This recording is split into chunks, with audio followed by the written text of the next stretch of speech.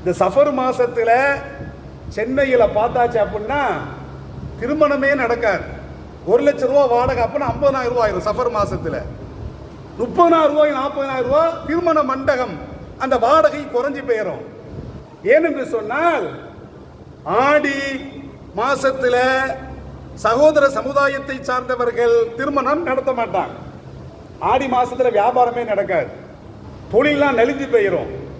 ஏன்னா ஆடி ஆஃபர்னு போடுதான், பழைய துணிமணிகள்லாம் விற்கிறதுக்கு ஆடி ஆஃபர்னு வருது. ஏன் அப்படின்னா ஆடியில் சுப முகூர்த்தம் கிடையாது. இது சகோதர சமுதாயத்தை சார்ந்தவர்களுடைய நம்பிக்கை. அதற்கு இஸ்லாமியர்கள் எந்த அளவுக்கும் குறைவில்லை. சஃபர் மாசத்துல அப்ப இவர்கள் பீடை என்று பார்த்து இவர்கள் திருமணம் நடத்துவது கிடையாது. அறியாமை காலத்திலும் இப்படிப்பட்ட இந்த மூட நம்பிக்கை இருந்தது.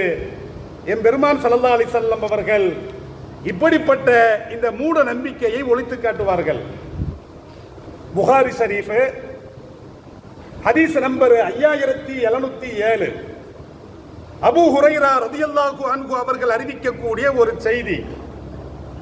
ஸல்லல்லாஹு அலைஹி வஸல்லம் அவர்கள் சில விஷயங்களை இங்கே குறிப்பிடுவார்கள். லா அதுவா, தொற்று நோய் என்பது இஸ்லாத்தில் கிடையாது. வலா தியரா, பறவையை பார்த்து சகுனம் பார்ப்பது இஸ்லாத்தில் கிடையாது. வலா ஹாம்மா, ஆந்தையினால் பீடை கிடையாது என்று சொல்லிவிட்டு என் பெருமான் ஸல்லல்லாஹு அலைஹி வஸல்லம் அவர்கள் 4ஆவதாக குறிப்பிடுகின்ற பொழுது வலா சஃபர, சஃபர் என்பது பீடை கிடையாது.